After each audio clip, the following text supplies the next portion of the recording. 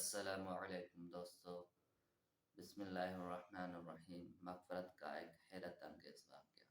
حافظ شمس الدین سخاوی رحمہ اللہ تحریر فرماتے ہیں کہ ایک مشہور محدث امام ابو ایوب سلیمان داؤد سازپونی رحمہ اللہ کو کسی نے ان کی وفات کے بعد خواب میں دیکھا اور پوچھا کہ اللہ تعالیٰ نے آپ کے ساتھ کیا معاملہ فرمایا۔ انہوں نے جواب دیا کہ اللہ تعالیٰ نے میری مغفرت فرما دی۔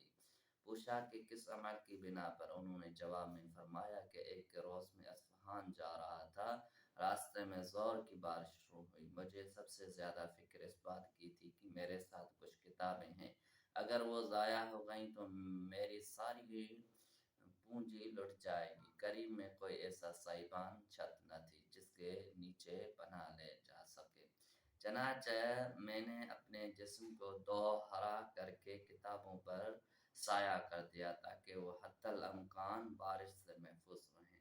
بارش ساری رات جاری رہی اور میں ساری رات اسی حالت میں بیٹھا رہا۔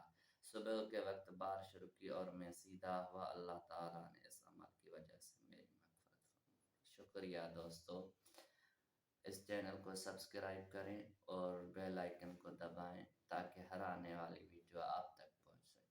شکریہ۔